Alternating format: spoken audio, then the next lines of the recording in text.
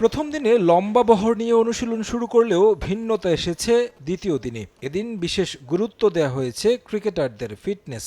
বেশিরভাগ সময় ছিলেন ফিটনেস ট্রেইনারই। তাসকিন, সৌম্য শরীরের ভারসাম্য বৃদ্ধিতে কাজ করেছেন। অনুশীলনে যোগ দিয়েছেন মোসাদ্দেক হোসেন সৈকত। ফেরার লড়াইয়ে সিরিয়াস এই অলরাউন্ডার।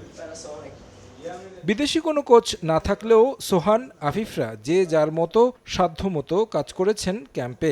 লম্বা বিরতির সুবিধাটা হয়তো এখানেই। কাজ করা যায় সমস্যা ধরে, জোর দেয়া যায় ফিটনেস উন্নতিতে।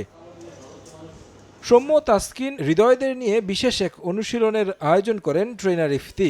বালির উপর হাঁটিয়েছেন তাদের, কখনো ওজন নিয়ে আবার কখনো বা এক পায়ে। শরীরের ভারসাম্য বৃদ্ধি ও ইনজুরি প্রবণতা কমাতে এমন ট্রেনিং, তা অবশ্য আগেও করেছেন ক্রিকেটাররা। অপটিক্যাল ব্রাইটেনার, কালার গার্ড এবং জার্ড লক সমৃদ্ধ অ্যাডভান্স ফর্মুলায় এলো নতুন রে ডিটারজেন্ট পাউডার। পেসারদের জন্য এমন ট্রেনিং বেশি গুরুত্বপূর্ণ। তাসকিন আহমেদ 2024 সালের তুলনায় প্রায় অর্ধেক ম্যাচ খেলেছেন 2025 সালে। টেস্টেও নিয়মিত নন। বয়সের সাথে স্পিড স্টারের ফিটনেসের উপর গুরুত্ব বাড়ছে, তাই কিছুটা মেনটেন করেই খেলতে হচ্ছে তাকে। পাকিস্তান সিরিজে একাদশের বাইরে থাকলেও তুমুল আলোচনায় ছিলেন সৌম্য। এক সিরিজে সর্বোচ্চ রান করে পরের সিরিজে বাদ, মনোবলে চির ধরেছে। তবে ফিরে আসার তাগিদ অনুশীলনে স্পষ্ট। রানিং সেশনের পর রিকভারিতেও সিরিয়াস ছিলেন সৌম্য।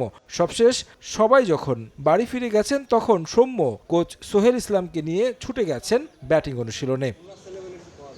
বোলিং ও ব্যাটিং শক্তি বাড়াতে রানিংয়ের সাথে বল থ্রোয়িং করেছেন সোহান, আফিফরা। সবার মাঝে নজর কেড়েছেন সৈকত। সাবেক প্রধান নির্বাচক মিরাজ দলে থাকাকালীন সৈকত সুযোগ পাবেন না এমন মন্তব্য করার পর দলে সুযোগ হয়নি তার। সামনের ব্যস্ত সূচিতে তাকে নিয়ে ভাবছে বিসিবি। 2 এপ্রিল পর্যন্ত চলবে ফিটনেস ক্যাম্প। 4 এপ্রিল থেকে শুরু হবে স্কিল ট্রেনিং।